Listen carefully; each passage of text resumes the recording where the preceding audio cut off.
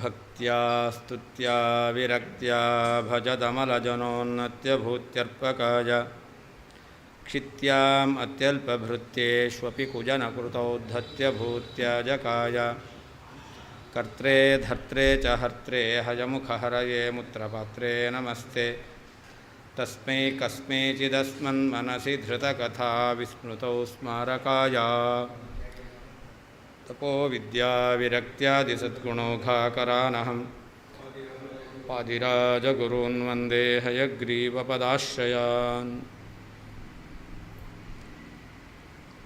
ಅಸ್ತು ಮಾಯಾ ವಿನಾ ಮಾಯಾ ದರ್ಶಿತಂ ವಸ್ತು ಮಾಯಿಕಂ ಮಾಯಾವಿದೇಹೇಂದ್ರಿಯೇಚ್ಛಾ ಪ್ರಯತ್ನಾದಿತ್ವಮಾಯಿಕಂ.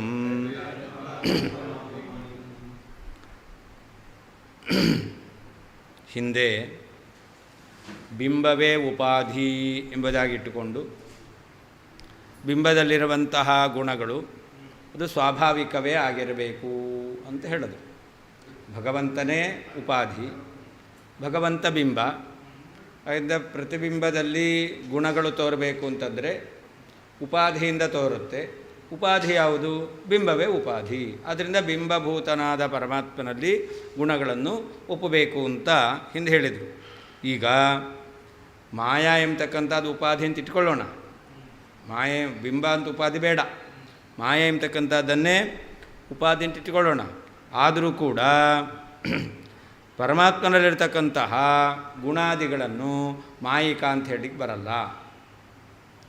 ಭಗವಂತನಲ್ಲಿರುವಂತಹ ಗುಣಗಳನ್ನು ಮಾಯಾವನ್ನು ಉಪಾಧಿ ಅಂತ ಒಪ್ಪಿದರೂ ಕೂಡ ಭಗವಂತನ ಗುಣಗಳನ್ನು ಸ್ವಾಭಾವಿಕ ಅಂತಲೇ ಹೇಳಬೇಕು, ಮಾಯಿಕ ಅಂತ ಹೇಳಲಿಕ್ಕೆ ಬರೋದಿಲ್ಲ ಅಂತ. ಯಾಕೆ ಅಂತಂದರೆ ಮಾಯಾವಿ ಅಂದರೆ ಐಂದ್ರಜಾಲಿಕ. ಐಂದ್ರಜಾಲಿಕ ಏನು ವಸ್ತುಗಳನ್ನು ಪ್ರದರ್ಶನ ಮಾಡ್ತಾನೋ ಅದೆಲ್ಲ ಮಾಯಿಕ. ಯಾಕೆ? ಅದೆಲ್ಲ ಮಾಯಾದರ್ಶಿತಂ ಅಂತ. ಐಂದ್ರಜಾಲಿಕ ಮಾಯೆಯಿಂದ ವಸ್ತುಗಳನ್ನು ಪ್ರದರ್ಶನ ಮಾಡ್ತಾನೆ. ಅವನೇನು ದರ್ಶನ ಮಾಡಿಸಿದ್ದಾನೋ ಅದೆಲ್ಲ ಏನಾಗಿರುತ್ತೆ? ಮಾಯಿಕ ಎಂಬತಕ್ಕಂಥದ್ದು. ಆದರೆ ಆ ಮಾಯಾವಿ ಇದ್ದಾನಲ್ಲ, ಮಾಯೆಯಿಂದ ಏನು ತೋರಿಸ್ತಾ ಇದ್ದಾನಲ್ಲ, ಆ ವ್ಯಕ್ತಿಯ ಶರೀರ ಇಂದ್ರಿಯಗಳೆಲ್ಲ ಏನಾಗಿರುತ್ತೆ? ಅದೆಲ್ಲ ಮಾಯಿಕವಾ? ಅಲ್ವಲ್ಲ. ಅಂದರೆ ಮಾಯೆಯಿಂದ ತೋರಿಸಿದಂತಹ ವಸ್ತುಗಳಿರುತ್ತಲ್ಲ, ಅವನು ಕಪ್ಪೆನೋ ಅಥವಾ ಕೊಡೆನೋ ಪಕ್ಷಿನೋ ಏನೋ ಒಂದು ತೋರಿಸ್ತಾನೆ, ಅದೆಲ್ಲ ಅದು ಮಾಯಾವಿ ದರ್ಶನ ಮಾಡಿಸಿದ್ದು. ಅದೆಲ್ಲ ಏನಾಗಿರುತ್ತೆ? ಮಾಯಾಕಲ್ಪಿತವಾಗಿರುತ್ತೆ. ಆದರೆ ಯಾವ ವ್ಯಕ್ತಿಯೇ ತೋರಿಸ್ತಾ ಇದ್ದಾನೋ ಅವನ ಇಚ್ಛಾ, ಅವನ ಶರೀರ, ಅವನ ಇಂದ್ರಿಯ ಇದೆಲ್ಲ ಮಾಯಾಕಲ್ಪಿತವ ಅಲ್ಲ. ಹಾಗೆ ಭಗವಂತನ ಶರೀರ ಮೊದಲಾಗಿರ್ತಕ್ಕಂಥವುಗಳು ಏನಾಗೋದಿಲ್ಲ, ಅದು ಮಾಯಾ ಅಂತ ಹೇಳಲಿಕ್ಕೆ ಬರೋದಿಲ್ಲ. ಮಾಯಾವಿ ದೇಹೇಂದ್ರಿಯ ಇಚ್ಛಾ ಪ್ರಯತ್ನಾದಿತು ಅಮಾಯಿಕಂ ಅಂತ. ಯಾರು ಮಾಯಾವನ್ನು ಪ್ರದರ್ಶನ ಮಾಡ್ತಾ ಇದ್ದಾನೋ ಅವನ ದೇಹ, ಇಂದ್ರಿಯ, ಇಚ್ಛಾ ಪ್ರಯತ್ನ ಇದೆಲ್ಲವೂ ಕೂಡ ಮಾಯಾಕಲ್ಪಿತ ಅಲ್ಲ.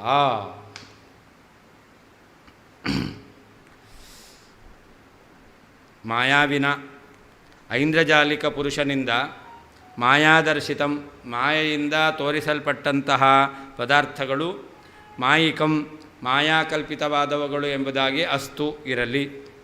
ಆದರೆ ಮಾಯಾವಿ ದೇಹೇಂದ್ರಿಯಚ್ಛಾ ಪ್ರಯತ್ನಾದಿತು ಮಾಯಾ ಪ್ರದರ್ಶನ ಮಾಡುವಂತಹ ವ್ಯಕ್ತಿಯ ದೇಹ, ಇಂದ್ರಿಯ, ಇಚ್ಛಾ ಪ್ರಯತ್ನಾದಿಗಳು ಅಮಾಯಿಕಂ ಮಾಯಾ ಕಲ್ಪಿತವಾದವುಗಳು ಅಲ್ಲ.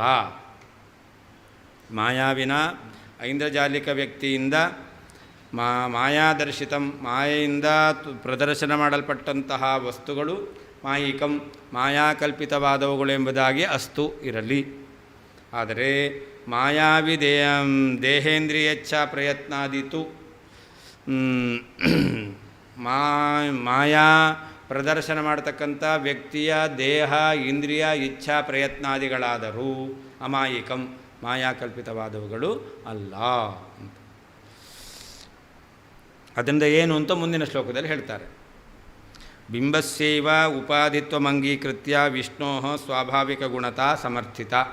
ಇದಕ್ಕಿಂತ ಮೊದಲು ಪರಮಾತ್ಮ ಅವನು ಬಿಂಬ, ಅವನೇ ಉಪಾಧಿ ಎಂಬುದಾಗಿ ಬಿಂಬಭೂತನಾದ ಪರಮಾತ್ಮನಿಗೆ ಉಪಾಧಿತ್ವವನ್ನು ಒಪ್ಪಿ ಪರಮಾತ್ಮನ ಗುಣಗಳು ಸ್ವಾಭಾವಿಕ ಎಂಬುದಾಗಿ ವಿಷ್ಣೋ ಸ್ವಾಭಾವಿಕ ಗುಣತಾ ಸಮರ್ಥಿತ. ಭಗವಂತನ ಗುಣಗಳು ಸಹಜವಾದದ್ದು, ಸ್ವಾಭಾವಿಕವಾದವುಗಳು, ಕಲ್ಪಿತವಾದದ್ದಲ್ಲ, ಮಿಥ್ಯಾ ಅಲ್ಲ. ಭಗವಂತನಲ್ಲಿ ಗುಣ ಇಲ್ಲ ಅಂತ ಹೇಳಲಿಕ್ಕೆ ಬರಲ್ಲ ಅಂತ ಹೇಳಿದೆ. ಅಧುನಾ ಈಗ ಭವತು ಮಾಯಾಯೇವ ಉಪಾಧಿ, ನೀವು ಹೇಳುವ ರೀತಿಯಲ್ಲಿ ಮಾಯೆಯನ್ನೇ ಉಪಾಧಿ ಅಂತ ಹೇಳೋಣ. ಆದರೆ ತಥಾಪಿ ದೃಷ್ಟಬಲಾತ್, ನಮಗೆ ಲೋಕದಲ್ಲಿ ಕಂಡಿದೆ, ನಾವು ಲೋಕದಲ್ಲಿ ಕಂಡಂತೆ ವಿಚಾರ ಮಾಡಿದ್ರೆ ವಿಷ್ಣೋ ಗುಣಾಧಿಕಂ ಅಮಾಯಿಕಂ ಸ್ಯಾದೇವ ಇತ್ಯಾಹ. ಲೋಕದಲ್ಲಿ ಕಂಡಂತಹ ವಿಷಯವನ್ನು ನಾವು ವಿಚಾರ ಮಾಡಿದಾಗ ಭಗವಂತನ ಗುಣಾದಿಗಳು ಮಾಯಾಕಲ್ಪಿತ ಅಲ್ಲ ಎಂಬುದಾಗಿ ಸಿದ್ಧವಾಗುತ್ತದೆ. ಮಾಯೆಯನ್ನೇ ಉಪಾಧಿ ಅಂತಿಟ್ಟುಕೊಂಡ್ರೂ ಭಗವಂತನ ಗುಣ ಮಾಯಾಕಲ್ಪಿತ ಅಂತ ಸಿದ್ಧ ಆಗೋದಿಲ್ಲ ಅಂತ ಹೇಳ್ತಾ ಇದ್ದಾರೆ. ಮಾಯಾವಿನಾ ದರ್ಶಿತಂ ಅಂದರೆ ಗಜ ತುರಗಾದಿ ವಸ್ತು ಮಾಯಿಕಮಸ್ತು. ಮಾಯಾವಿ ಐಂದ್ರಜಾಲಿಕ ವ್ಯಕ್ತಿ, ಅವನು ಕುದುರೆ ಆನೆ ಒಂಟೆ ಏನು ಬೇಕಾದ್ರೂ ತೋರಿಸ್ಬೋದು, ಅದೆಲ್ಲ ಏನಾಗಿರುತ್ತೆ, ಮಾಯಾಕಲ್ಪಿತ ಆಗಿರುತ್ತೆ. ಅಮಾಯಿಕಂ ಲೋಕೆ ದೃಷ್ಟಂ ಇತಿ ಶೇಷಃ. ಅವನ ಶರೀರ ಇದೆಯಲ್ಲ ಮಾಯಾವಿ, ಅವನ ದೇಹ, ಅವನ ಇಂದ್ರಿಯ, ಅದೆಲ್ಲ ಮಾಯಾಕಲ್ಪಿತವಾ ಅಲ್ಲ. ಅದೆಲ್ಲ ಬರಬೇಕಾದ್ರೂ ಇತ್ತು, ಹೋಗ್ಬೇಕಾದ್ರೂ ಹೋಗುತ್ತೆ. ಯಾರಾದರೂ ಕಲ್ಗಿಲ್ ಹೊಡೆದವರು ಅಂದರೆ ಆಮೇಲೆ ಬೇಕಾದ್ರೆ ಏಟು ತಿನ್ಕೊಂಡಿಲ್ಲ ಅಂತ ಆಗ್ಬೋದಷ್ಟೆ. ಆದರೆ ವಾಸ್ತವಿಕವಾಗಿ ಬರಬೇಕಾದ್ರೂ ಇತ್ತು, ಹೋಗಬೇಕಾದ್ರೂ ಇದ್ದೇ ಇರುತ್ತೆ. ಆ ವ್ಯಕ್ತಿಯಲ್ಲಿದ್ದಂಥ ಶರೀರ ಇಂದ್ರಿಯಗಳೆಲ್ಲ ಅದೆಲ್ಲ ಮಾಯಿಕ ಅಲ್ಲ. ಅದು ಲೋಕದಲ್ಲಿ ಈ ರೀತಿ ಕಂಡಿದೆ. ಅಂದರೆ ಈಗ ಅದು ದೃಷ್ಟಬಲಾತ್ ಅಂತ ಹೇಳಿದಲ್ಲ, ಲೋಕದಲ್ಲಿ ಈ ರೀತಿಯಲ್ಲಿ ಕಂಡಿದೆ. ಅದಕ್ಕೆ ಅನುಗುಣವಾಗಿ ಭಗವಂತನಲ್ಲಿಯೂ ಕೂಡ ನಾವು ಸ್ವಾಭಾವಿಕವಾಗಿ ಒಪ್ಪಬೇಕು. ಏನು ಅಂತ ಮುಂದಿನ ಶ್ಲೋಕದಲ್ಲಿ ಹೇಳ್ತಾರೆ. ಏವಂಚ ಮಾಯಿಕಮಭೂತ್ ಹರೇರ್ದೇಹೇಂದ್ರಿಯಾದಿಕಂ ಶಕ್ತಿ ಸೌಂದರ್ಯ ಧೈರ್ಯಾದಿ ಭಾರ್ಯಾಭವನಪೂರ್ವಕಂ. ಅದರಿಂದ ಲೋಕದ ಉದಾಹರಣೆಯನ್ನು ತೆಗೆದುಕೊಂಡ್ರೆ ಭಗವಂತ, ಅವನ ದೇಹ, ಅವನ ಇಂದ್ರಿಯ ಇದೆಲ್ಲವೂ ಕೂಡ ಏನಾಯಿತು, ಅಮಾಯಿಕಂ ಅಭೂತ್. ಇದು ಮಾಯಾಕಲ್ಪಿತವಾದ್ದಲ್ಲ ಅಂತ ಸಿದ್ಧವಾಗುತ್ತೆ. ಅಷ್ಟು ಮಾತ್ರ ಅಲ್ಲ, ಶಕ್ತಿ ಸೌಂದರ್ಯ ಧೈರ್ಯಾದಿ. ಆ ಮಾಯಾವಿ ಅವನೇನು ಮಾಯಾ ಐಂದ್ರಜಾಲಿಕ ಶಕ್ತಿ ಮಾಡ್ತಾನಲ್ಲ, ಅವನಿಗೊಂದು ಶಕ್ತಿ ಇದೆಯಲ್ಲ ಪ್ರದರ್ಶನ ಮಾಡೋ ಶಕ್ತಿ, ಅದು ಮಾಯಿಕವಾ ಅಲ್ಲ. ಅವನಲ್ಲಿ ಸಹಜವಾಗಿದೆ, ಅವನಲ್ಲಿ ಸೌಂದರ್ಯ ಇದೆ, ಅದನ್ನು ಎಲ್ಲರಿಗೆ ಎದುರುಗಡೆ ತೋರಿಸುವಂತಹ ಧೈರ್ಯ ಇದೆ. ಇದೆಲ್ಲವೂ ಕೂಡ ಮಾಯಿಕವಾ ಅಲ್ಲ. ಹಾಗೆ ಭಗವಂತನ ದೇಹ, ಭಗವಂತನ ಇಂದ್ರಿಯ, ಭಗವಂತನಲ್ಲಿರುವ ಸೌಂದರ್ಯ, ಭಗವಂತನಲ್ಲಿರುವ ಜಗನ್ನಿರ್ಮಾಣ ಮಾಡ್ತಕ್ಕಂಥ ಶಕ್ತಿ, ಭಗವಂತನಲ್ಲಿ ಇರತಕ್ಕಂಥ ಧೈರ್ಯ ಅಷ್ಟೇ ಅಲ್ಲ. ಭಗವಂತನಿಗೆ ಹೆಂಡತಿ ಇದ್ದಾಳೆ, ಇವನು ಮಾಯಿಕನಿಗೆ ಹೆಂಡತಿ ಇದ್ದಾಳೆ ಮನೆಯಲ್ಲಿ, ಅವಳು ಮಾಯಿಕನ ಅಲ್ಲ ತಾನೇ? ಹಾಗಾದರೆ ಅವಳು ಮಾಯಾ ಕಲ್ಪಿತವಾದವಳಲ್ಲ, ಅವಳು ಸತ್ಯ. ಹಾಗೆ ಭಗವಂತನ ಪತ್ನಿ ಲಕ್ಷ್ಮೀದೇವಿ ಅವರೆಲ್ಲ ಅಮಾಯಿಕ ಅಂತಾಯಿತು. ಹಾಗೆ ಆ ವ್ಯಕ್ತಿ ಇದ್ದಾನಲ್ಲ ಭವನ, ಯಾವ ಸಭಾಭವನದಲ್ಲಿ ಅವನು ಈ ಐಂದ್ರಜಾಲಿಕ ಮ್ಯಾಜಿಕ್ ತೋರಿಸ್ತಾ ಇದ್ದಾನೋ ಅದೆಲ್ಲ ಅವನು ಮಾಯಾಕಲ್ಪಿತವ ಅಲ್ಲ. ಹಾಗಾದರೆ ಭಗವಂತ ಇರುವ ಮನೆ ವೈಕುಂಠ ಇದೆಲ್ಲ ಏನಾಯಿತು, ಮಾಯಾಕಲ್ಪಿತ ಅಲ್ಲ ಅಂತಾಯಿತು. ಅವರು ಎಲ್ಲವೂ ಮಾಯಾಕಲ್ಪಿತ ಅಂತಾರೆ. ಅದರಿಂದ ಹಾಂ ಅದೇ ಅದಲ್ಲ. ಹಾಂ, ಪ್ರದರ್ಶನ ಮಾಡುವ ವಸ್ತು ಮಾತ್ರ ಮಾಯಾ. ಅದಕ್ಕೆ ಹೇಳಿದ್ದು ಮಾಯಾವಿನ ಮಾಯಾ ದರ್ಶಿತಂ ಮಾಯಿಕಂ. ಅವನೇನು ತೋರಿಸ್ತಾ ಇದ್ದಾನೆ ಅದು ಮಾಯಿಕ, ಅದು ಬಿಟ್ಟು ಬೇರೆ ಇದೆಯಲ್ಲ ಅದೆಲ್ಲವೂ ಕೂಡ ಅಮಾಯಿಕ. ಯಾವುದು ಅದನ್ನು ಹೇಳ್ತಾ ಇದ್ದ, ಅವನಲ್ಲಿರುವಂತಹ ಶರೀರ ಇಂದ್ರಿಯ, ಅವನಲ್ಲಿರ್ತಕ್ಕಂತಹ ಆ ಶಕ್ತಿ, ಅವನಲ್ಲಿರುವ ಸೌಂದರ್ಯ, ಅವನಿಗಿರ್ತಕ್ಕಂಥ ಹೆಂಡತಿ ಮಕ್ಕಳು ಮನೆ ಆಸ್ತಿ ಇದೆಲ್ಲವೂ ಕೂಡ ಏನಾಗಿದೆ, ಮಾಯಿಕ ಅಲ್ಲ. ಹಾಗೆ ಭಗವಂತನ ಮನೆ, ಭಗವಂತನ ಹೆಂಡತಿ, ಭಗವಂತನ ಸೌಂದರ್ಯ, ಭಗವಂತನ ಜಗಜ್ಜನ್ಮಾದಿ ಕರ್ತೃತ್ವ ಶಕ್ತಿ, ಭಗವಂತನಲ್ಲಿ ದೈತ್ಯರನ್ನು ನಿಗ್ರಹಿಸುವಂತಹ ಧೈರ್ಯ, ಭಗವಂತನ ದೇಹ, ಭಗವಂತನ ಇಂದ್ರಿಯ ಇದೆಲ್ಲವೂ ಕೂಡ ಅಮಾಯಿಕ, ಸ್ವಾಭಾವಿಕ ಅಂತ ಸಿದ್ಧವಾಗುತ್ತೆ. ಏವಂಚ ಆ ಲೋಕದ ಉದಾಹರಣೆಗೆ ಅನುಗುಣವಾಗಿ ಹರೇಹೇ ಪರಮಾತ್ಮನ ದೇಹೇಂದ್ರಿಯಾದಿಕಂ, ದೇಹ ಇಂದ್ರಿಯ ಮೊದಲಾದವುಗಳು, ಶಕ್ತಿ ಸೌಂದರ್ಯ ಧೈರ್ಯಾದಿ ಭಗವಂತನಿರುವ ಜಗದ್ ನಿರ್ಮಾಣ ಸಾಮರ್ಥ್ಯ, ಸೌಂದರ್ಯ, ಧೈರ್ಯ, ದೈತ್ಯರನ್ನು ನಿಗ್ರಹಿಸುವಂತಹ ಧೈರ್ಯ ಇದು. ಹಾಗೆ ಭಾರ್ಯಾಭವನಪೂರ್ವಕಂ, ಹೆಂಡತಿ, ವೈಕುಂಠಲೋಕ ಇದೆಲ್ಲವೂ ಕೂಡ ಅಮಾಯಿಕಂ ಅಭೂತ್, ಸತ್ಯವಾದದ್ದು ಎಂಬುದಾಗಿಯೇ ಆಯಿತು. ಏವಂಚ, ಆದ್ದರಿಂದ ಲೋಕದಲ್ಲಿ ಮಾಯಾ ವ್ಯಕ್ತಿ, ಮಾಯಿಕ ಐಂದ್ರಜಾಲಿಕ ವ್ಯಕ್ತಿಯಿಂದ ಪ್ರದರ್ಶಿತವಾದದ್ದು ಮಾಯಿಕ, ಅವನ ದೇಹೇಂದ್ರಿಯಾದಿಗಳು ಮಾಯಿಕ ಅಲ್ಲ. ಆದ್ದರಿಂದ ಹರೇಹೇ ಪರಮಾತ್ಮನ ದೇಹೇಂದ್ರಿಯಾದಿಕಂ, ದೇಹ ಇಂದ್ರಿಯ ಮೊದಲಾದವುಗಳು, ಶಕ್ತಿ ಸೌಂದರ್ಯ ಧೈರ್ಯಾದಿ, ಅವನಲ್ಲಿರುವ ಜಗನ್ನಿರ್ಮಾಣ ಸಾಮರ್ಥ್ಯ, ಸೌಂದರ್ಯ, ದೈತ್ಯರನ್ನು ನಿಗ್ರಹಿಸುವಂತಹ ಧೈರ್ಯ ಇದು. ಹಾಗೆ ಭಾರ್ಯಾಭವನಪೂರ್ವಕಂ, ಲಕ್ಷ್ಮೀದೇವಿ, ಅವನ ಮನೆಯಾದ ವೈಕುಂಠ ಮೊದಲಾದವುಗಳು ಅಮಾಯಿಕಂ ಅಭೂತ್, ಮಾಯಾ ಕಲ್ಪಿತವಾದದ್ದಲ್ಲ, ಸತ್ಯವಾದದ್ದೆಂಬುದಾಗಿಯೇ ಆಯಿತು. ಏವಂ ದೃಷ್ಟಲೌಕಿಕ ಮಾಯಾನುಸಾರೇಣ, ಲೋಕದಲ್ಲಿ ಕಂಡ ಮಾಯಾ ಅದಕ್ಕೆ ಅನುಗುಣವಾಗಿ, ಲೋಕದಲ್ಲಿ ಮಾಯಾ ಎಂಬತಕ್ಕಂಥದ್ದೇನು ಮಾಡುತ್ತೆ, ವಸ್ತುಗಳನ್ನು ಮಾತ್ರ ಅದು ಮಾಯಿಕವಾಗಿ ತೋರಿಸುತ್ತೆ. ಆ ವಸ್ತುಗಳಿಗೆ ಕಾರಣವಾದದ್ದು ಮಾಯಾ ಆಗಿರುತ್ತೆ ಹೊರತು ಮಾಯಾ ಪ್ರದರ್ಶನ ಮಾಡ್ತಕ್ಕಂತಹ ಯಾವ ವ್ಯಕ್ತಿ ಇದ್ದಾನೋ ಅವನ ದೇಹೇಂದ್ರಿಯಾದಿಗಳು ಏನಲ್ಲ, ಮಾಯಿಕ ಅಲ್ಲ. ಈಗ ಮಾಯಾ ಎಂಬತಕ್ಕಂಥದ್ದು ಭಗವಂತನಿಗಿದೆ, ಆ ಭಗವಂತನಲ್ಲೇ ಏನುಂಟು ಮಾಡುತ್ತೆ, ಅದು ದೇಹ ಇಂದ್ರಿಯಾದಿಗಳನ್ನು ಉಂಟು ಮಾಡುತ್ತೆ ಅಂತ ಅವ್ರು ಹೇಳ್ತಾರೆ. ಅದೆಲ್ಲ ಮಾಯಿಕ, ಮಿಥ್ಯ ಅಂತ. ಆ ಶಕ್ತಿ ಇದೆಯಾ? ಇಲ್ಲ. ಈಗ ಎಲ್ಲ ಮಾಡುವವನು ಪರಮಾತ್ಮ, ಆ ಪರಮಾತ್ಮನ ದೇಹೇಂದ್ರಿಯಾದಿಗಳು ಕೂಡ ಏನಾಗಿದೆ, ಮಾಯಿಕ ಅಂತ. ದೃಷ್ಟಾಂತಕ್ಕೆ ಅನುಗುಣವಾಗಿ ಭಗವಂತನ ಶರೀರಾದಿಗಳನ್ನು ಮಾಯಿಕ ಅಂತ ಹೇಳಲಿಕ್ಕೆ ಬರೋದಿಲ್ಲ. ಭಾರ್ಯ ಮಹಾಲಕ್ಷ್ಮೀ ಭವನಂ ವೈಕುಂಠಾದಿ, ಅವರು ಲಕ್ಷ್ಮಿಯೂ ಕಲ್ಪಿತ, ವೈಕುಂಠವೂ ಕಲ್ಪಿತ, ಎಲ್ಲವೂ ಕಲ್ಪಿತ ಅಂತ ಹೇಳ್ತಾರೆ ಅವರು. ಆದರೆ ಅದನ್ನು ಹೇಳಲಿಕ್ಕೆ ಬರೋದಿಲ್ಲ ಅಂತ.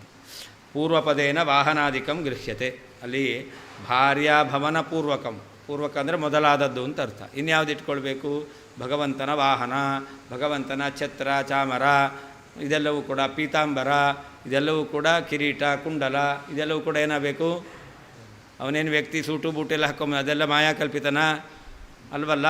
ಹಾಗಾದರೆ ಭಗವಂತನ ವಾಹನಾದಿಗಳೆಲ್ಲವೂ ಕೂಡ ಆದಿಪದದಿಂದ ಭಗವಂತನ ಕರ್ಣಕುಂಡಲ ವಸ್ತ್ರಾದಿಗಳು ಪೀತಾಂಬರಾದಿಗಳೆಲ್ಲವೂ ಕೂಡ ಸತ್ಯ ಅಂತಲೇ ಹೇಳಬೇಕು. ಗುಣಿನಾಂ ಹಿ ಗುಣಸ್ತುತ್ಯ ಸ್ವಸ್ಯಾಪಿ ಸ್ಯಾನ್ಮಹಾಫಲಂ ಯನ್ಮಮಾವಸೈತಂ ಭಾರಸ್ಯ ಅರ್ಧಂ ಗುಣನಿರೂಪಣೆ. ಇದು ಗುಣಸೌರಭ ಅಲ್ವಾ, ಭಗವಂತನ ಗುಣಗಳನ್ನು ನಿರೂಪಣೆ ಮಾಡಲಿಕ್ಕೆ ಹೊರಟಿದ್ದು. ಆದರೆ ಇಲ್ಲೀಗ ವಿಶ್ವಸೌರಭದ ವಿಷಯ ಬಂತು. ವಿಶ್ವಸೌರಭದಲ್ಲಿ ಏನು ಹೇಳ್ತಾರೆ, ಈ ಜಗತ್ತೆಲ್ಲವೂ ಸತ್ಯ. ವಿಶ್ವಸೌರಭದಲ್ಲಿ ಜಗತ್ತು ಬ್ರಹ್ಮಾಂಡ, ಬ್ರಹ್ಮಾಂಡದ ಒಳಗಡೆ ಇರತಕ್ಕಂಥ 14 ಲೋಕ, ಆಮೇಲೆ ವೈಕುಂಠ, ಭಗವಂತನ ಪತ್ನಿ, ಎಲ್ಲ ಜಗತ್ತಿನಲ್ಲೇನು ಎಲ್ಲವನ್ನೂ ಸತ್ಯ ಅಂತ ಹೇಳ್ತಾರೆ. ಈಗ ಇಲ್ಲಿ ಭಾರ್ಯಾಭವನ ಪೂರ್ವಕಂ ಅಂತ ಹೇಳ್ತಾ ಇದ್ದಾರೆ. ಹಾಗಾದ್ರೆ ಇದೆಲ್ಲವೂ ಕೂಡ ಸತ್ಯ ಅಂತ ಹೇಳೋದು. ಹಾಗಾದ್ರೆ ಇದೇನಾಯ್ತು, ಇದು ವಿಶ್ವಸೌರಭದಲ್ಲಿ ಬರ್ತಕ್ಕಂಥದ್ದು. ಅದಕ್ಕೆ ಹೇಳ್ತಾರೆ ಯನ್ಮಯ ಅವಸಿತಂ ಭಾರಸ್ಯ ಅರ್ಧಂ ಗುಣನಿರೂಪಣೆ ಅಂತ. ಭಗವಂತನ ಗುಣಗಳನ್ನು ಸತ್ಯ ಅಂತ ಹೇಳಲಿಕ್ಕೆ ಹೊರಟಾಗ ಮುಂದೆ ಹೇಳಬೇಕಾಗಿರ್ತಕ್ಕಂಥ ವಿಶ್ವಸತ್ಯದ ಕೆಲವು ವಿಷಯವನ್ನು ಇಲ್ಲಿ ಹೇಳ್ದಂತಾಯಿತು.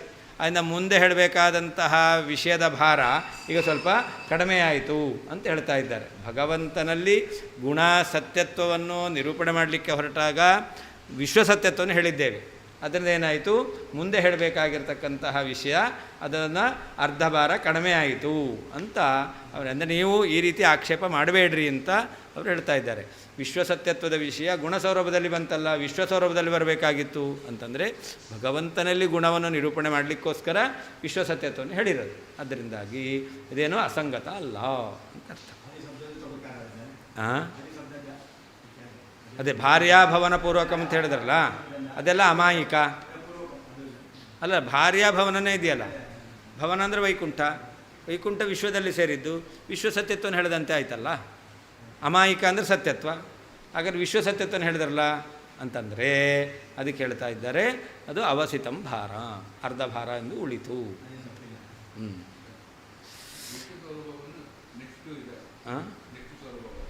ಹೌದು. ಅವ್ರು ಹೇಳ್ತಾರೆ ಗುಣಿನಾಂ ಹಿ ಗುಣಸ್ಥಿತ್ಯ ಸ್ವಸ್ಯಾಪಿ ಸ್ಯಾನ್ ಮಹಾಬಲಂ. ಯಾರು ಗುಣವುಳ್ಳವರಾಗಿದ್ದಾರೋ ಅವರ ಗುಣಗಳನ್ನು ನಾವು ಸ್ತೋತ್ರ ಮಾಡ್ತೇವೆ ಅಂತಂದರೆ ಅದರಿಂದ ಅವನಿಗೂ ಕೂಡ ಅನೇಕ ಒಳ್ಳೆಯ ಫಲ ಎಂಬತಕ್ಕಂಥದ್ದು ಬರುತ್ತೆ. ಯಾರಲ್ಲಿ ಗುಣ ಇದೆಯೋ ಗುಣವುಳ್ಳಂತಹ ವ್ಯಕ್ತಿಯ ಗುಣಗಳನ್ನು ಸ್ತೋತ್ರ ಮಾಡಿದ್ರೆ ಅದರಿಂದ ಅವನಿಗೆ ಒಳ್ಳೆಯ ಫಲ ಬರುತ್ತೆ ಎಂಬುದಾಗಿ ಇದೆ. ಆದ್ದರಿಂದ ನೀನೀಗ ಪರಮಾತ್ಮನ ಗುಣಗಳನ್ನು ಇದೆ ಅಂತ, ಪರಮಾತ್ಮನಲ್ಲಿ ಗುಣ ಇದೆ ಅಂತ ಒಪ್ಪಿ ಪರಮಾತ್ಮನ ಗುಣಗಳನ್ನು ಸ್ತೋತ್ರ ಮಾಡ್ತೀಯ ಅಂತಂದರೆ ಅದರಿಂದ ನಿನಗೆ ವಿಶಿಷ್ಟವಾದ ಫಲ ಇದೆ ಅಂಥೇಳಿ. ಸರಿ, ನೀವಿಲ್ಲಿ ವಿಶ್ವಸತ್ಯತ್ವವನ್ನು ಹೇಳಿದ್ರಲ್ಲ ಅಂತಂದರೆ ಅದು ಪ್ರಕೃತದಲ್ಲಿ ಗುಣ ಸತ್ಯತ್ವವನ್ನು ಹೇಳಲಿಕ್ಕೆ ಹೊರಟಿರೋದು, ಆದರೆ ಪ್ರಾಸಂಗಿಕವಾಗಿ ಬಂದಿರತಕ್ಕಂಥದ್ದು ದೋಷ ಅಲ್ಲ. ಗುಣಿನಾಂ ಗುಣವುಳ್ಳಂತಹ ವ್ಯಕ್ತಿಗಳ ಗುಣಸ್ತುತ್ಯ ಗುಣಗಳನ್ನು ವರ್ಣನೆ ಮಾಡುವುದರಿಂದ ಸ್ವಸ್ಯಾಪಿ ತನಗೂ ಕೂಡ ಮಹಾಫಲಂ ಸ್ಯಾತ್ ಒಳ್ಳೆಯ ಗುಣವೇ ಉಂಟಾಗುತ್ತದೆ. ಏಕೆಂದರೆ ಗುಣನಿರೂಪಣೆ ನೋಡಿ ಅದನ್ನು ಹೇಳ್ತಾ ಇದ್ದಾರೆ. ಗುಣನಿರೂಪಣೆ ಭಗವಂತನ ಗುಣಗಳ ವರ್ಣನೆಯಲ್ಲಿ ಭಾರಸ್ಯ ಅರ್ಧಂ ಭಾರದ ಅರ್ಧ ಭಾಗವು ಮಮ ನನಗೆ ಅವಸಿತಂ ಉಳಿಯಿತು. ಅಂದರೆ ವಿಶ್ವಸತ್ಯತ್ವದ ವಿಷಯ ಹೇಳಬೇಕು, ಅದನ್ನಿಲ್ಲಿ ಹೇಳಿದ್ದೇವೆ, ಆ ಭಾರ ಉಳಿತು. ಗುಣವುಳ್ಳವರ ಗುಣಸ್ತುತ್ಯ ಅದಕ್ಕೆ ಉದಾಹರಣೆ. ಅದು ಗುಣವುಳ್ಳವರ ಗುಣಗಳನ್ನು ಸ್ತೋತ್ರ ಮಾಡುವುದರಿಂದ ಸ್ವಸ್ಯಾಪಿ ತನಗೂ ಕೂಡ ಮಹಾಫಲಂ ವಿಶಿಷ್ಟವಾದ ಫಲವು ಸ್ಯಾತ್ ಉಂಟಾಗುತ್ತದೆ. ಇಲ್ಲಿ ಭಗವಂತನಲ್ಲಿ ಗುಣ ಇದೆ ಅಂತ ಹೇಳಲಿಕ್ಕೆ ಹೊರಟಿದ್ದಾರೆ. ಅದರಿಂದ ಏನು ಫಲ ಬಂತು? ಮುಂದೆ ಹೇಳಬೇಕಾದ ವಿಶ್ವಸತ್ಯತ್ವದ ಏನು ವಿಷಯ ಇದೆ ಅದನ್ನು ಮುಂದೆ ಪ್ರತಿಪಾದನೆ ಮಾಡಬೇಕಾದದ್ದು ಇವಾಗಲೇ ಹೇಳಿದಂತಾಯಿತು, ಅದರ ಭಾರ ಕಡಿಮೆ ಆಯಿತು ಅಂದರೆ ಅದು ಮಹಾಫಲ ಅಂತ. ಅದು ಹೇಗೆ ಅಂತಂದರೆ ಹೇಗೆಂದರೆ ಗುಣನಿರೂಪಣೆ ಭಗವಂತನ ಗುಣಗಳ ವರ್ಣನೆ ಮಾಡ್ತಕ್ಕಂಥ ಸಂದರ್ಭದಲ್ಲಿ ಭಾರಸ್ಯ ಅರ್ಧ ಭಾಗದ ಭಾರವು ವಿಶ್ವಸತ್ಯತ್ವವನ್ನು ಹೇಳ್ತಕ್ಕಂಥ ಭಾರವು ಮಮ ನನಗೆ ಅವಸಿತಂ ಕಡಿಮೆ ಆಯಿತು, ಉಳಿಯಿತು.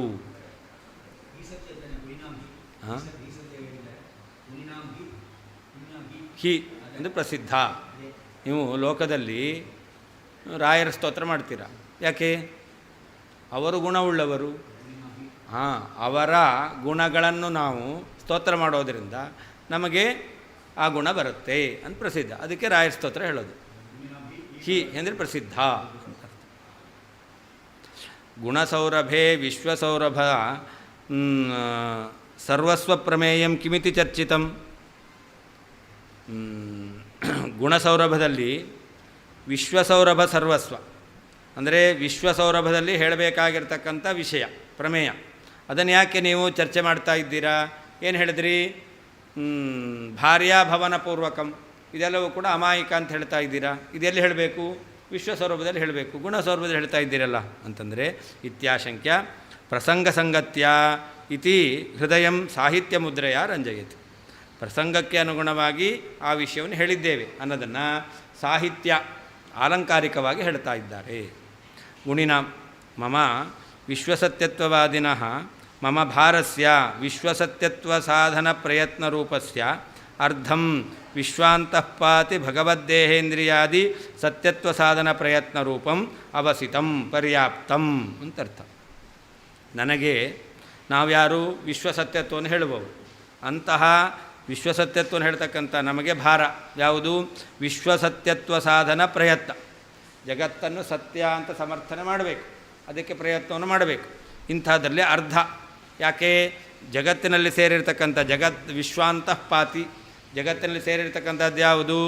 ಭಗವದ್ದೇಹ, ಭಗವಂತನ ದೇಹ, ಭಗವಂತನ ಇಂದ್ರಿಯ, ಮತ್ತು ಭಗವಂತನ ಭವನ, ಭಗವಂತನ ಭಾರ್ಯ, ಭಗವಂತನ ವಾಹನ ಇದೆಲ್ಲವೂ ಕೂಡ ಸತ್ಯತ್ವ ಸಾಧನ ಪ್ರಯತ್ನ ರೂಪಂ. ಇದಕ್ಕೆಲ್ಲ ಸತ್ಯತ್ವವನ್ನು ಸಾಧನೆ ಮಾಡಬೇಕಾಗಿತ್ತು. ಅದು ಈಗ ಅವೇ ಸತ್ಯಂ, ಅದನ್ನು ಈಗ ಮಾಡದಂತೆ ಆಯಿತು, ಅದು ಮುಂದೆ ಮಾಡೋದು ಉಳಿತು. ವಿಶ್ವಾಂತಃಪಾತಿನೋಕ್ಷುಪ್ತಸ್ಯ ಅಸ್ಯ ಯಸ್ಸತ್ಯತಾಪ್ಯಭೂತ್ ಲೋಕದೃಷ್ಟ್ಯೈವ ನ ಪುನಃ ಶ್ರುತಿಸ್ಮೃತಿ ವಿಚಾರಣಾತ್.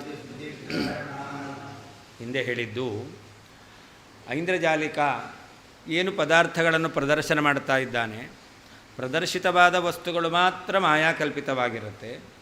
ಅವನ ಇಂದ್ರಿಯಾದಿಗಳು ಯಾವುದೂ ಕೂಡ ಮಾಯಾಕಲ್ಪಿತವಾದದ್ದಲ್ಲ ಅಂತ ಹೇಳಿದ್ರು.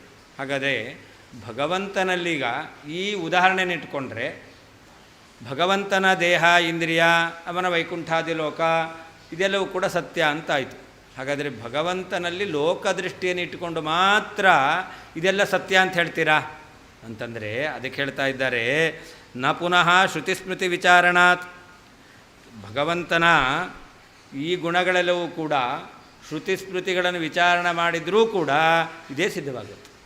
ಭಗವಂತನ ದೇಹ, ಇಂದ್ರಿಯಾದಿಗಳು ಲೋಕದೃಷ್ಟಿಯನ್ನು ಇಟ್ಟುಕೊಂಡಾಗ ಅದು ಮಾಯಾಕಲ್ಪಿತ ಅಲ್ಲ ಅಂತ ಸಿದ್ಧ ಆಯಿತು.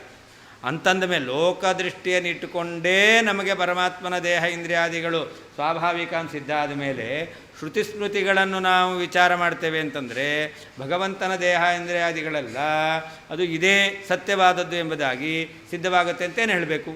ಸಿದ್ಧವಾಗಿಯೇ ಆಗುತ್ತೆ. ಕೇವಲ ಲೋಕದೃಷ್ಟಿಯನ್ನು ಇಟ್ಟುಕೊಂಡು ಮಾತ್ರ ಭಗವಂತನ ಗುಣಗಳು ಸ್ವಾಭಾವಿಕ ಅಂತ ನಾವು ಹೇಳ್ತಾ ಇಲ್ಲ. ಯತ್ ಯಾವ ಕಾರಣದಿಂದ ವಿಶ್ವಾಂತಃಪಾತಿನಃ ಜಗತ್ತಿನಲ್ಲಿ ಸೇರಿರುವಂತಹ ಉಕ್ತಸ್ಯ ಹಿಂದೆ ಹೇಳಿರತಕ್ಕಂತಹ ಅಸ್ಯ ಲಕ್ಷ್ಮೀದೇವಿ, ವೈಕುಂಠ, ವಾಹನ ಮೊದಲಾಗಿರ್ತಕ್ಕಂಥ ವಸ್ತುಗಳ ಸತ್ಯತಾಪಿ ಸತ್ಯತ್ವವಾದರೂ ಲೋಕದೃಷ್ಟಿಯ ಏವ ಲೋಕದೃಷ್ಟಿಯಿಂದಲೇ ಅಭೂತ್ ಸಿದ್ಧವಾಯಿತು. ಪುನಃ ಮತ್ತು ಶ್ರುತಿಸ್ಮೃತಿ ವಿಚಾರಣಾತ್ ಶ್ರುತಿ ಮತ್ತು ಸ್ಮೃತಿಗಳ ವಿಚಾರಣದಿಂದ ನ ಕ್ವಶನ್ ಮಾರ್ಕ್ ಅದು ಸಿದ್ಧ ಆಗೋದಿಲ್ವೇನೋ? ಆಗಿಯೇ ಆಗುತ್ತೆ ಅಂತ. ಹಾಗೆ ನಾ ಆಗೋದಿಲ್ಲ ಅಂತ ಅರ್ಥ ಅಲ್ಲ, ಕ್ವಶನ್ ಮಾರ್ಕ್ ಅದು ನಾ ಅನ್ನೋದು. ಸಿದ್ಧ ಆಗೋದಿಲ್ವೇನೋ? ಆಗಿಯೇ ಆಗುತ್ತೆ.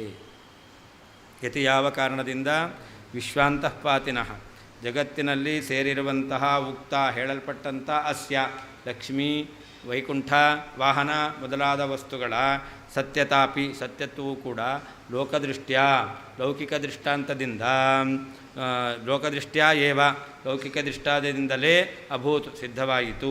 ಪುನಃ ಹಾಗಿರಬೇಕಾದರೆ ಶ್ರುತಿಸ್ಮೃತಿ ವಚನಾತ್ ಶ್ರುತಿ ಸ್ಮೃತಿಗಳ ವಾಕ್ಯಗಳಿಂದ ನ ಸಿದ್ಧ ಆಗೋದಿಲ್ವೇನೋ? ಸಿದ್ಧವೇ ಆಗುತ್ತೆ ಅಂತ. ಸ್ವರ ಅದು, ಸ್ವರದಿಂದ ಹೇಳೋದು. ಕಥಮಿತ್ಯತಃ ವಿಶ್ವ ಇತಿ. ಯಾವ ರೀತಿಯಲ್ಲಿ ಸಿದ್ಧವಾಗುತ್ತೆ?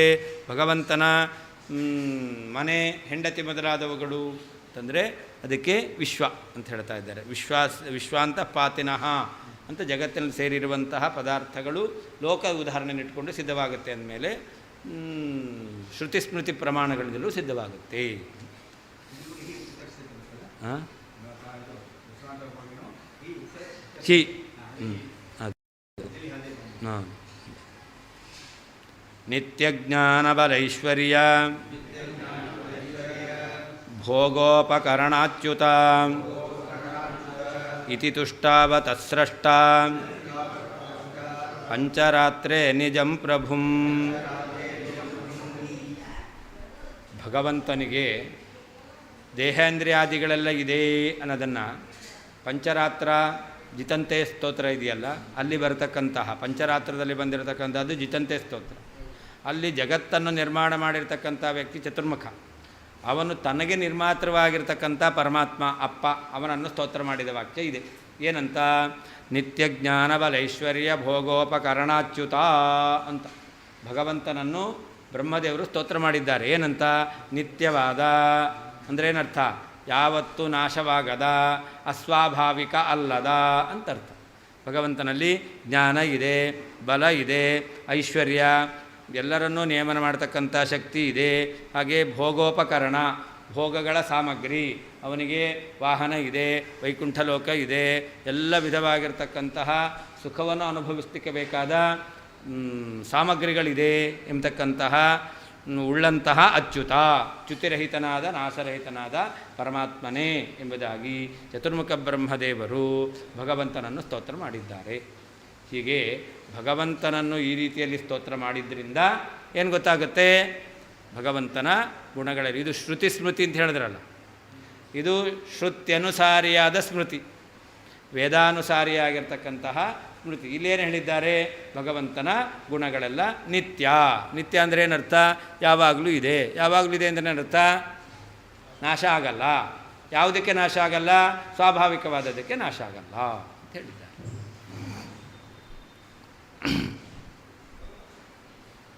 ತತ್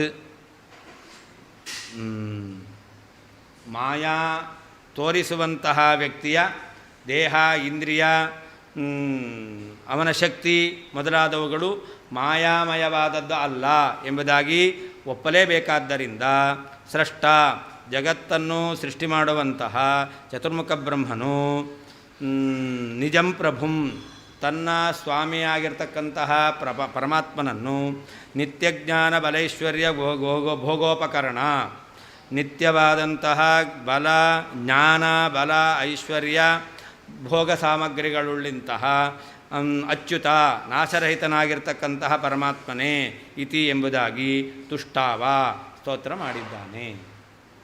ತತ್ ಮಾಯೆಯನ್ನು ಪ್ರದರ್ಶನ ಮಾಡತಕ್ಕಂತಹ ವ್ಯಕ್ತಿಯ ದೇಹ, ಇಂದ್ರಿಯ ಮೊದಲಾಗಿರ್ತಕ್ಕಂಥವುಗಳು ಮಾಯಾಕಲ್ಪಿತವಲ್ಲ ಎಂಬತಕ್ಕಂಥದ್ದನ್ನು ಒಪ್ಪಲೇಬೇಕಾದ್ದರಿಂದ ಸ್ರಷ್ಟ ಜಗತ್ತನ್ನು ಸೃಷ್ಟಿ ಮಾಡುವಂತಹ ಚತುರ್ಮುಖ ಬ್ರಹ್ಮದೇವರು ನಿತ್ಯಜ್ಞಾನ ಬಲೈಶ್ವರ್ಯ ಭೋಗೋಪಕರಣ ನಿಜಂ ಪ್ರಭುಂ ತನ್ನ ಸ್ವಾಮಿಯಾದಂತಹ ಪರಮಾತ್ಮನನ್ನು ನಿಜಜ್ಞಾನ ಬಲೈಶ್ವರ್ಯ ಭೋಗೋಪಕರಣ ನಿತ್ಯವಾದ ಜ್ಞಾನ, ಬಲ, ಐಶ್ವರ್ಯ ಮತ್ತು ಭೋಗ ಸಾಮಗ್ರಿಗಳುಳ್ಳಂತಹ ಅಚ್ಯುತ ನಾಶರಹಿತನಾದವನೇ ಇತಿ ಈ ರೀತಿಯಲ್ಲಿ ತುಷ್ಟಾವ ಸ್ತೋತ್ರ ಮಾಡಿದ್ದಾರೆ.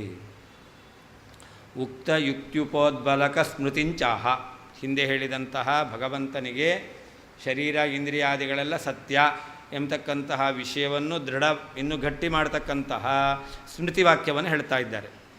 ಉಕ್ತ ಯುಕ್ತಿ ಹಿಂದೆ ಹೇಳಿರ್ತಕ್ಕಂಥ ಮಾಯಾವಿಯ ಇಂದ್ರಿಯಾದಿಗಳೆಲ್ಲ ಸತ್ಯವೇ ಆಗಿರುತ್ತೆ, ಮಾಯಾಮಯ ಅಲ್ಲ ಅಂತ ಏನು ಯುಕ್ತಿ ಹೇಳಿದ್ದಾರೆ, ಅದಕ್ಕೆ ಪೂರಕವಾಗಿರ್ತಕ್ಕಂತಹ ಸ್ಮೃತಿ ವಾಕ್ಯ ಬ್ರಹ್ಮದೇವರು ಸ್ತೋತ್ರ ಮಾಡಿರ್ತಕ್ಕಂಥ ವಾಕ್ಯ ಅದನ್ನು ಹೇಳ್ತಾ ಇದ್ದಾರೆ.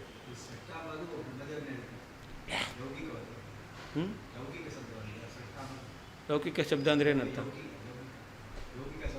ಹೌದು, ಸೃಜತಿ ಇತಿ ಸ್ರಷ್ಟ. ಯಾರು ಜಗತ್ತನ್ನು ನಿರ್ಮಾಣ ಮಾಡಿದ್ದಾನೋ ಅವನನ್ನು ಸ್ರಷ್ಟ ಅಂತ ಕರೀತಾರೆ. ಮುಖ್ಯವಾಗಿ ಭಗವಂತನೇ. ಆದರೆ ಭಗವಂತನ ಆದೇಶದಿಂದ ಬ್ರಹ್ಮ ವಿಷ್ಣು ಮಹೇಶ್ವರ ಅಂತಂದರೆ ಆವಾಗ ಬ್ರಹ್ಮದೇವರು ಸೃಷ್ಟಿ ಮಾಡುವವರು ಅಂತ ಹೇಳ್ತಾರೆ. ತತ್ ತಸ್ಮಾತ್ ಅಂದರೆ ಏನರ್ಥ? ಮಾಯಾವಿದೇಹಾದೇಹೆ ಅಮಾಯಿಕತ್ವಸ್ಯ ಸರ್ವೈ ಅಂಗೀಕಾರ್ಯತ್ವಾತ್ ಅಂತ ಅರ್ಥ. ಯಾರು ಮಾಯಾ ಪ್ರದರ್ಶನ ಮಾಡ್ತಾನೋ ಆ ವ್ಯಕ್ತಿಯ ದೇಹ ಇಂದ್ರಿಯಾದಿಗಳು ಮಾಯಿಕ ಅಲ್ಲ, ಸ್ವಾಭಾವಿಕವಾದದ್ದು ಎಂಬುದಾಗಿ ಎಲ್ಲರೂ ಒಪ್ಪಲೇಬೇಕು. ಆದ್ದರಿಂದ ಭಗವಂತನಲ್ಲಿಯೂ ಕೂಡ ನಿತ್ಯ ಜ್ಞಾನ, ಬಲ, ಐಶ್ವರ್ಯಾದಿ ಗುಣಗಳಿದೆ ಎಂಬುದಾಗಿ ಬ್ರಹ್ಮದೇವರು ಹೇಳಿದ್ದಾರೆ. ಸ್ರಷ್ಟ ಯಾರು? ಬ್ರಹ್ಮ, ಚತುರ್ಮುಖ ಬ್ರಹ್ಮದೇವರು. ನಯತ್ರ ಮಾಯಾ ತತ್ರಾಪಿ ಮಹಿಮಾ ಸ್ಮರ್ಯತೆ ಸ್ಯತತ್ ಉಲ್ಲಂಘ್ಯ ಲೋಕಮರ್ಯಾದಾಂ ಧರ್ಮತ್ಯಾಗ ಕಥಂ ಪ್ರಭೋ. ಅಷ್ಟೇ ಅಲ್ಲ, ಭಗವಂತನ ಗುಣಗಳು ಮಾಯಾಮಯವಾದದ್ದು, ಮಾಯಿಕವಾದದ್ದು ಅಂತ ಹೇಳೋದು ಸರಿಯಲ್ಲ. ಯಾಕೆ? ಭಗವಂತನ ಗುಣಗಳನ್ನು ಎಲ್ಲಿ ಸ್ಮರಣೆ ಮಾಡ್ತಾರೆ ಅಂತಂದರೆ, ಯಾವ ವೈಕುಂಠ ಲೋಕದಲ್ಲಿಯೂ ಕೂಡ ಭಗವಂತನ ಮಹಿಮೆಯನ್ನು ಎಲ್ಲರೂ ಕೂಡ ಸ್ತೋತ್ರ ಮಾಡ್ತಾ ಇದ್ದಾರೆ. ವೈಕುಂಠ ಲೋಕ ಅಂದರೆ ಯಾವುದದು? ನಯತ್ರ ಮಾಯಾ ಕಿಮುತಾ ನಯತ್ರ ಮಾಯಾ ಕಿಮುತಾಪರೇ ಹರೇಹೇ ಸುರಾ ಅನುವ್ರತ ಯತ್ರ ಸುರಾಸುರಾರ್ಚಿತಾ ಅಂತ ಭಾಗವತದ ವಾಕ್ಯ. ವೈಕುಂಠ ಲೋಕದಲ್ಲಿ ಮಾಯಾ ಇಲ್ಲ. ನ ಯತ್ರ ಮಾಯಾ, ವೈಕುಂಠ ಲೋಕದಲ್ಲಿ ಮಾಯಾ ಎಂಬತಕ್ಕಂಥದ್ದು ಇಲ್ಲವೇ ಇಲ್ಲ. ಅಂತಹ ಕಡೆಯಲ್ಲಿ ಕಿಮುತ ಅಪರೆ, ಯಾವ ಮಾಯವೇ ಇಲ್ಲ ಅಂತಂದಮೇಲೆ ಆ ಮಾಯಾಮಯವಾಗಿರ್ತಕ್ಕಂತಹ ಪದಾರ್ಥಗಳಿಲ್ಲ ಅಂತೇನು ಹೇಳಬೇಕು? ಮಾಯೇ ಕಾರಣವಾದದ್ದು, ಮಾಯೆಯಿಂದ ಹುಟ್ಟಿರ್ತಕ್ಕಂಥದ್ದು ಎಲ್ಲವೂ ಅಂತ ಅವ್ರು ಹೇಳ್ತಾರೆ. ಕಾರಣವಾದ ಮಾಯವೇ ಮಾಯಾ ಇಲ್ಲ ಅಂತಂದಮೇಲೆ ಕಾರ್ಯವಾದದ್ದು ಯಾವುದೂ ಇಲ್ಲ. ಅಂದರೆ ಕಿಮುತ ಅಪರೆ, ಮಾಯಾಮಯವಾದ ಪದಾರ್ಥಗಳಿಲ್ಲ ಅಂತೇನು ಹೇಳಬೇಕು? ಕಾರಣವೇ ಇಲ್ಲ, ಆದ್ದರಿಂದ ಕಾರ್ಯ ಇಲ್ಲ. ಹಣವೇ ಇಲ್ಲ ಅಂದರೆ ಮನೆ ಕಟ್ತಾನೆ ಅಂತೇನು ಕಟ್ತಾನೆ ಅಂತ ಹೇಳಿಕ್ಕೆ ಬರುತ್ತಾ? ಇಲ್ಲವೇ ಇಲ್ಲ. ಅಂದರೆ ಹಣ ಇಲ್ಲ ಅಂದರೆ ಮನೆ ಕಟ್ಟಲಿಕ್ಕಾಗಲ್ಲ ಅಂತಲೇ ಅರ್ಥ. ಅದರಿಂದ ಕಾರಣವೇ ಇಲ್ಲ ಅಂದರೆ ಕಾರ್ಯ ಸುತರಾಮ್ ಇಲ್ಲವೇ ಇಲ್ಲ. ಅಂತಹ ಯಾವ ವೈಕುಂಠ ಲೋಕದಲ್ಲಿ ಹರೇಹೇ ಅನುವ್ರತಾ ಸುರಾಸುರಾರ್ಚಿತಾ ಅಂತ, ಅಲ್ಲಿ ಭಗವಂತನನ್ನು ಸುರಾಸುರಾರ್ಚಿತಾ ಅನುವ್ರತಾ, ದೇವತೆಗಳು ಮತ್ತು ಅಸುರರು, ಸಾತ್ವಿಕರಾದ ಅಸುರರು, ಇವರಿಂದ ಸೇವಿತರಾಗಿರ್ತಕ್ಕಂತಹ ಬ್ರಹ್ಮಾದಿ ದೇವತೆಗಳು ಪರಮಾತ್ಮನನ್ನು ಅನುಸರಿಸಿಕೊಂಡು ಹೋಗ್ತಾರೆ, ಭಗವಂತನನ್ನು ಅವರೆಲ್ಲರೂ ಕೂಡ ಸೇವಿಸ್ತಾ ಇದ್ದಾರೆ ಎಂಬುದಾಗಿ ವೈಕುಂಠ ಲೋಕದಲ್ಲಿ ಮಾಯಾದಿಗಳಿಲ್ಲ. ಭಗವಂತನನ್ನು ಸ್ತೋತ್ರ ಮಾಡ್ತಾರೆ. ಸ್ತೋತ್ರ ಮಾಡಬೇಕಾದ್ರೆ ಭಗವಂತನ ಅವಯವ, ಭಗವಂತನ ಗುಣ ಇದೆಲ್ಲ ಸ್ತೋತ್ರ ಮಾಡಬೇಕು. ಹಾಗಾದ್ರೆ ಅದೆಲ್ಲವೂ ಸತ್ಯ ಅಂತಾಯಿತು. ಎಲ್ಲಿರೋದು? ವೈಕುಂಠ ಲೋಕದಲ್ಲಿ ಇರೋದು. ಹಾಗಾದರೆ ಭಗವಂತನ ಗುಣ, ಅವನ ರೂಪ, ಅವನ ಸೌಂದರ್ಯಾದಿಗಳು ಸತ್ಯ ಎಂಬುದಾಗಿ ಕೂಡ ಇದರಿಂದ ಸಿದ್ಧವಾಗುತ್ತೆ. ಅಸುರರು, ಸಾತ್ವಿಕರಾದ ಅಸುರರು ಇದ್ದಾರೆ. ಪ್ರಹ್ಲಾದರಾಜರು ಅಸುರ ಜನ್ಮದಲ್ಲಿ ಬಂದಿದ್ದಾರೆ, ಆದರೆ ಆ ಅಸುರ ಸ್ವಭಾವ ಇರಲ್ಲ. ಅರ್ಥ ಅಲ್ಲ. ಯತ್ರ ಯಾವ ವೈಕುಂಠ ಲೋಕದಲ್ಲಿ ಮಾಯೆಯು ನ ಇರುವುದಿಲ್ಲವೋ ತತ್ರಾಪಿ ಅಲ್ಲಿಯೂ ಕೂಡ ಅಸ್ಯ ಈ ಪರಮಾತ್ಮನ ಮಹಿಮೆಯು ಸ್ಮರ್ಯತೆ, ಬ್ರಹ್ಮಾದಿಗಳಿಂದ ಸ್ತೋತ್ರ ಮಾಡಲ್ಪಡ್ತಾ ಇದೆ. ತತ್ ಆ ಕಾರಣದಿಂದ ಲೋಕಮರ್ಯಾದಾಂ ಲೋಕದ ಕ್ರಮ ರೀತಿಯನ್ನು ಉಲ್ಲಂಘ್ಯ ಅತಿಕ್ರಮಿಸಿ ಪ್ರಭೌ ಹರಿಯಲ್ಲಿ ಪರಮಾತ್ಮನಲ್ಲಿ ಧರ್ಮತ್ಯಾಗ ಗುಣಗಳ ಪರಿತ್ಯಾಗವು ಕಥಂ ಹೇಗೆ ಸಾಧ್ಯವೇ ಇಲ್ಲ. ಯತ್ರ ಯಾವ ವೈಕುಂಠ ಲೋಕದಲ್ಲಿ ಮಾಯೆಯು ನ ಇರುವುದಿಲ್ಲವೋ ತತ್ರಾಪಿ ಅಲ್ಲಿಯೂ ಕೂಡ ಅಸ್ಯ ಈ ಪರಮಾತ್ಮನ ಮಹಿಮೆಯು ಸ್ಮರ್ಯತೆ, ಬ್ರಹ್ಮಾದಿಗಳಿಂದ ಸ್ತೋತ್ರ ಮಾಡಲ್ಪಡ್ತಾ ಇದೆ. ತತ್ ಆ ಕಾರಣದಿಂದ ಲೋಕಮರ್ಯಾದಾಂ ಲೋಕದ ಕ್ರಮವನ್ನು ಉಲ್ಲಂಘ್ಯ ಮೀರಿ ಅತಿಕ್ರಮಿಸಿ ಪ್ರಭೌ ಸರ್ವಸಮರ್ಥನಾದ ಪರಮಾತ್ಮನಲ್ಲಿ ಧರ್ಮತ್ಯಾಗ ಧರ್ಮ ಗುಣಗಳ ಬಿಡುವಿಕೆಯು ಕಥಂ ಹೇಗೆ ಸಾಧ್ಯ. ತಸ್ಮಾತ್ ಪೂರ್ವೋಕ್ತ ಹೇತೋರೇವ ಅಂತ ಹಿಂದೆ ಹೇಳಿದಂತಹ ಕಾರಣದಿಂದ ಅಂತರ್ಥ. ಹಿಂದೇನರ್ಥ? ಮಾಯಾವಿಯ ದೇಹ ಇಂದ್ರಿಯಾದಿಗಳು ಮಾಯಿಕ ಅಲ್ಲ ಅಂತ ಹೇಳಿದ್ರಿಂದ ಯಸ್ಮಿನ್ ವೈಕುಂಠಾದಿಲೋಕೆ ಅಂತ, ಎಲ್ಲಿ ಅಂದರೆ ಭಗವಂತ ವಾಸ ಮಾಡುವ ವೈಕುಂಠ ಲೋಕದಲ್ಲಿ ಮಾಯಾ ಎಂತಕ್ಕಂಥದ್ದು ಇಲ್ಲವೇ ಇಲ್ಲ. ತತ್ರಾಪಿ ಮಾಯಾ ಇಲ್ಲದೇ ಇರತಕ್ಕಂಥ ವೈಕುಂಠ ಲೋಕದಲ್ಲಿಯೂ ಕೂಡ ಅಸ್ಯ ವಿಷ್ಣೋ ಮಹಿಮಾ ನಗರೈಶ್ವರ್ಯಾದಿಕಂ ಸ್ಮರ್ಯತೆ. ಮಹಿಮಾ ಅಂದರೆ ನಗರೈಶ್ವರ್ಯಾದಿಕ, ಭಗವಂತನ ವೈಕುಂಠ ಲೋಕ, ಭಗವಂತ ಅಲ್ಲಿ ಎಲ್ಲರನ್ನೂ ನೇಮನ ಮಾಡ್ತಕ್ಕಂಥದ್ದು, ಇದನ್ನು ಸ್ತೋತ್ರ ಮಾಡ್ತಾ ಇದ್ದಾರೆ. ಎಲ್ಲಿ ಅದು? ನಯತ್ರ ಮಾಯಾ ಕಿಮುತಾಪರೇ ಹರೇಹೇ ಅನುವ್ರತ ಯತ್ರ ಸುರಾಸುರಾರ್ಚಿತಾ ಇತಿ ಸ್ಮೃತ್ಯ ಪ್ರತಿಪಾದ್ಯತೆ. ಈ ಭಾಗವತ ವಾಕ್ಯದಲ್ಲಿ ಯಾವ ವೈಕುಂಠ ಲೋಕದಲ್ಲಿ ಮಾಯಾ ಇಲ್ಲ, ಕಿಮುತ ಅಪರೆ ಮಾಯಾ ಕಲ್ಪಿತವಾದದ್ದು ಇಲ್ಲವೇ ಇಲ್ಲ ಅಂತೇನು ಹೇಳಬೇಕು. ಅಂತಹ ವೈಕುಂಠ ಲೋಕದಲ್ಲಿ ಸುರಾಸುರಾರ್ಚಿತಾ ಹರೇಹೇ ಅನುವ್ರತಾ, ಯಾರು ದೇವತೆಗಳು ದೈತ್ಯರಿಂದಲೂ ಪೂಜಿತರಾಗಿದ್ದಾರೋ ಅಂತಹ ಬ್ರಹ್ಮಾದಿ ದೇವತೆಗಳು ಭಗವಂತನ ಸೇವಕರಾಗಿದ್ದಾರೆ ಅಂತ ಹೇಳಿದ್ದಾರೆ. ಹೀಗೆ ಪರಮಾತ್ಮನ ಮಹಿಮೆಯನ್ನು ಮಾಯಾ ಇಲ್ಲದೆ ಇರುವಂಥ ವೈಕುಂಠದಲ್ಲೂ ಸ್ತೋತ್ರ ಮಾಡ್ತಾರೆ ಅಂತಂದರೆ ಆ ಮಹಿಮೆಗಳೆಲ್ಲ ಸ್ವಾಭಾವಿಕವೇ ಆಗಿರಬೇಕು, ಮಾಯಾಮಯ ಅಂತ ಹೇಳಲಿಕ್ಕೆ ಬರುವುದಿಲ್ಲ. ಸಾಕಾ? 5 ಗಂಟೆ ಆಯಿತು. ಹಾಂ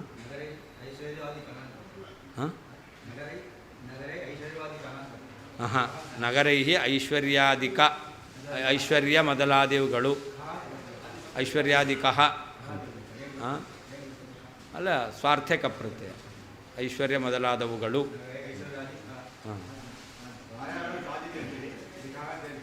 ಆದಿಕ ಅಂದರೆ ಆದಿಕ ಎರಡೂ ಒಂದೇ. ಹಾಂ ನಾಳೆ 9:00